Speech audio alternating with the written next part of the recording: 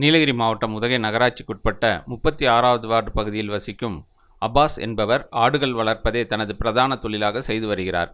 இந்நிலையில் நேற்று அவர் மேய்ச்சலுக்கு திறந்துவிட்ட ஆடுகளை தெருநாய்கள் கும்பலாக வந்து துரத்தி அதில் ஒரு ஆடு மட்டும் தெருநாய்கள் கும்பலில் மாட்டிக்கொள்ள அந்த நாயை கடித்து குதறியுள்ளது. ஆடுகளின் அலறல் சத்தம் கேட்டு வந்த அப்பாஸ் நாய்களை துரத்தி பலத்த காயமடைந்த ஆட்டை கால்நடை மருத்துவமனைக்கு அழைத்துச் சென்று முதலுதவி அளித்துள்ளார். தொடர்ந்து அப்பகுதியில் சுமார் 200க்கும் மேற்பட்ட தெருநாய்கள் உள்ளதாகவும் அடிக்கடி ஆடுகள் கோழிகளை தினந்தோறும் தாக்கி வருவதாகவும் தெருநாய்களை கட்டுப்படுத்த வேண்டுமென நகராட்சி நிர்வாகத்திற்கும் நகரமன்ற உறுப்பினருக்கும் கோரிக்கை மனு அளித்துள்ளதாக கூறினார். மேலும் அப்பகுதியில் நாளுக்கு நாள் நாய்கள் தொல்லை அதிகரித்துள்ளதாகவும் ஆடுகளைப் போல் சிறுவர் சிறுமியரையும் கடித்து குதற வாய்ப்புள்ளதாகவும் சம்பந்தப்பட்ட அதிகாரிகள் உடனடியாக தெருநாய்களை பிடித்து அப்புறப்படுத்த நடவடிக்கை எடுக்க வேண்டும் என்றும் அப்பகுதி மக்கள் கோரிக்கை வைத்துள்ளனர்.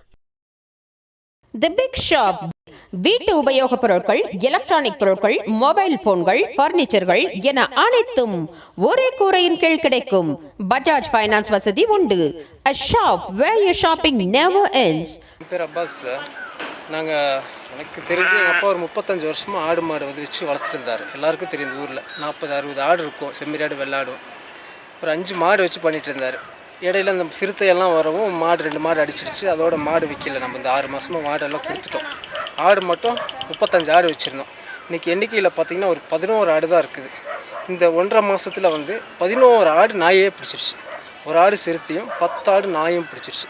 நான் இதுக்கு ஏற்கனவே 2 தடவை கவுன்சிலர்கிட்ட இன்ஃபார்ம் பண்ணேன். நான் நாய் பிடிக்கிறதுக்கு இந்த மாதிரி ரொம்ப பண்ணிகிட்ருக்குது, வாங்க ஒரு 6 நாய் இருக்குது, அது பிடிங்க. அவரும் முனிசிபல் ஆஃபீஸில் கம்ப்ளைண்ட் பண்ணார், கலெக்டரேட்டில் கம்ப்ளைண்ட் பண்ணார். இது வரைக்கும் எந்த நடவடிக்கையும் எடுக்கல. இந்த போன வாரம் ஒரு ஆடு இதை விட கொஞ்சம் பெருசு பிடிச்சி அது செத்தே போயிடுச்சு, கிடைக்கல. அதுக்கப்புறம் அந்த நேற்று பெருமழை பெஞ்சதுங்களா, அந்த நேரத்தில் நாங்கள் வெளியில் விட்டால் தான் நாய் பிடிக்குது. நேற்று இதுக்குள்ளே பாதுகாப்பாக விட்டுருந்தோம். அதையும் தாண்டி பிடிச்சி பார்த்தீங்கன்னா அந்த ஆடு நான் வரலன்னா அதுவும் கிடச்சிருக்காது. நான் மழை சவுண்டில் நான் எதுக்கும் வெளியே பார்த்தேன். அந்த மலையோட பார்த்தனால அந்த நாயை விரட்டி விட்டுட்டேன். நான் இது தொடர்ந்து இப்படி ஆடு மாடுகளே பிடிச்சிட்டு இருக்குது. நாளைக்கு மனுஷன் குழந்தைங்களெலாம் பிடிக்கிறதுக்கு ரொம்ப நேரம் ஆகாது. இந்த நகராட்சி நிர்வாகம் தொடர்ந்து கீழே இந்த ஊருக்குள்ளே 10-20 நாய்க்கு மேலே இருக்குது. அதெல்லாம் பிடிச்சி பண்ணாங்கன்னா நல்லாயிருக்கும். இல்லைன்னா குழந்தைங்கள்லாம் ஃப்யூச்சரில் அப்புறம் கடிச்சதுக்கப்புறம் இப்படி ஆயிடுச்சு அப்படி ஆயிடுச்சுன்னு ஒரு பெரிய ஒரு அசம்பாவிதம் நடக்கிறதுக்கு முன்னாடி இதை தடுத்து பண்ணாங்கன்னா நல்லாயிருக்கும்னு தோணுது.